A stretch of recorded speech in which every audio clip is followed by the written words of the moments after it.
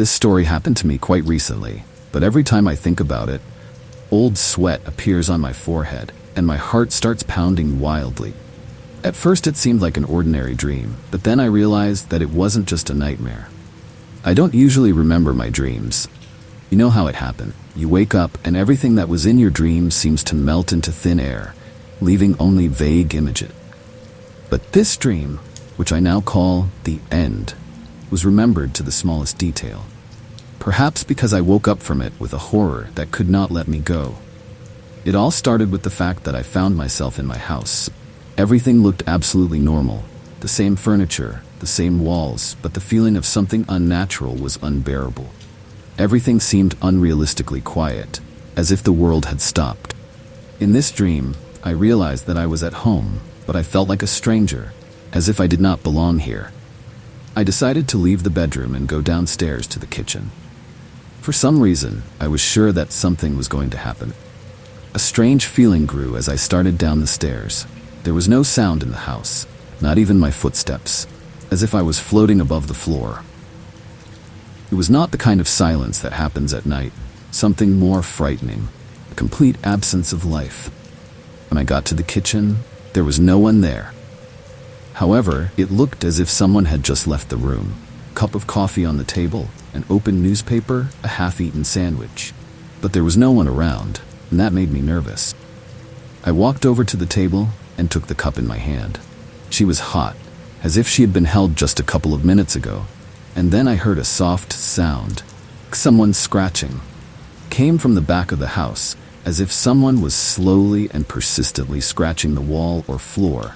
Couldn't figure out where it was coming from, but the sound was getting louder and my heart was beating faster. At that moment, I realized that I was not alone in the dream. I moved towards the basement door. I usually never went down there, but this time something pulled me there, as if an invisible force was leading me by the hand. I opened the door and started down the stairs. With each step, the screeching grew louder, becoming more aggressive and restless. When I went down to the basement, the sound stopped.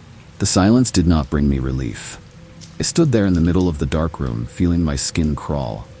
Suddenly, I thought I could hear breathing. It was quiet, almost imperceptible, but I knew for sure that it came from the corner of the basement. Unable to cope with a terrible premonition, I slowly turned my gaze in that direction. There, in the corner, I saw something that made me freeze in place. There was a man standing there, or rather, something that looked like a man. His face was partially hidden in shadow, but in the darkness I saw his eyes, empty, dead, looking straight at me. I froze in place, unable to move. Everything was mixed up in my head, fear, panic, despair. My intuition screamed, "Run!" but my body wouldn't obey me. All I could do was stand and stare into those empty eyes that seemed to drill right through me. The figure in the corner remained motionless, but I felt its presence as if it filled the entire basement. At that moment, I realized that I couldn't escape anywhere. It seemed to me that any attempt to get out of the basement was doomed to failure, that this figure would not give me a chance to get out of here. But suddenly, something strange happened. My eyes began to cling to details.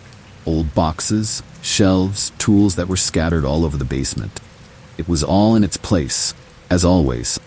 At some point, I even caught myself thinking that there was nothing unusual about this, that it was just my basement, which I had entered thousands of times. I tried to pull myself together. It's just one of the neighbors, I thought, or maybe a worker whom I forgot to warn that it's late. But the more I tried to rationalize the situation, the stronger the feeling became that something was wrong here. At that moment, I took the first step back. The figure still didn't move, but it seemed to me that her gaze became more penetrating, as if she was waiting for me to take the next step. My breathing quickened, and I felt goosebumps run down my spine. I continued to retreat slowly, trying not to make sudden movements. An inner voice whispered, "Quiet, don't scare him off." When I reached the stairs, I turned around for a moment to make sure that there was no one behind me. And when I looked at the figure in the corner again, it was no longer there. The empty corner where someone had been standing a second ago was now empty. I frantically began to look around, hoping to find an explanation for what had happened, but nothing. Silence once again engulfed the basement. My heart was about to burst out of my chest, and I rushed up the stairs. I felt that I was getting closer to salvation by the second, but inside, I still had the feeling that something was wrong. I ran out of the basement and slammed the door behind me, leaning my back against it. My heart was pounding so hard that I couldn't hear anything around me. I tried to calm down, thinking that it was all just a stupid dream, a strange game of imagination.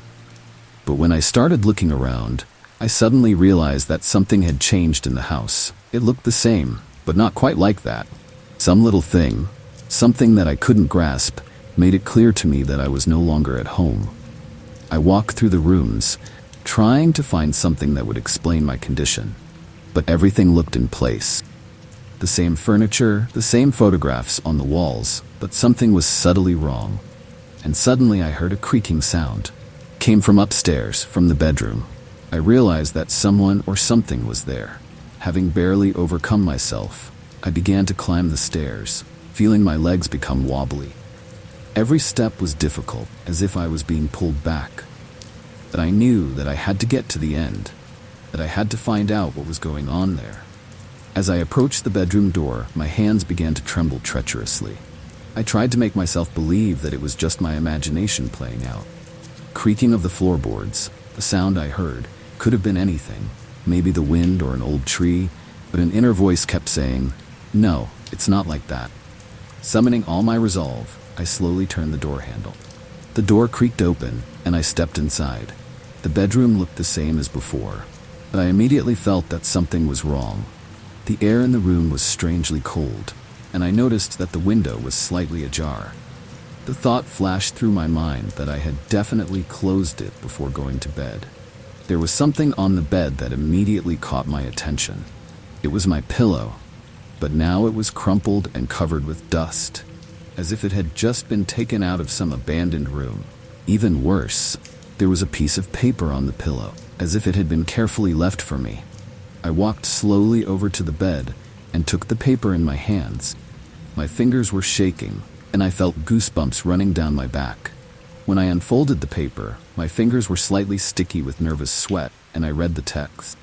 It was a short message, written in an illegible handwriting, as if the person who left it was in a hurry. "You don't belong here," the sign read.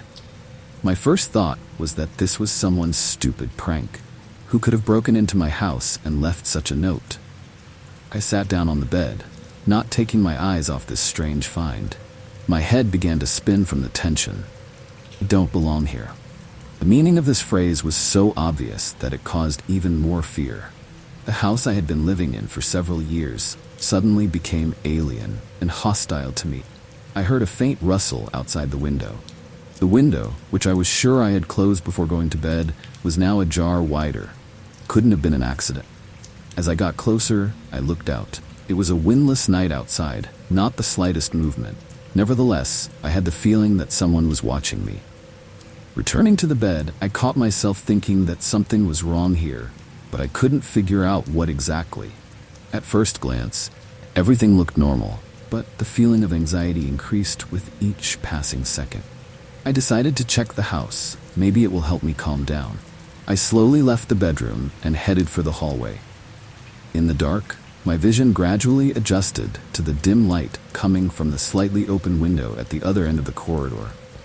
Suddenly, I noticed that the bathroom door was slightly ajar.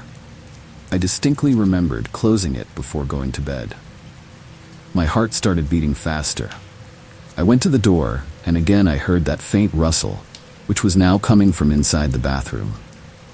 I knew I had to check, but something inside me screamed that it was better to leave, go back to the bedroom and lock the door. But I was already too scared to leave it unanswered.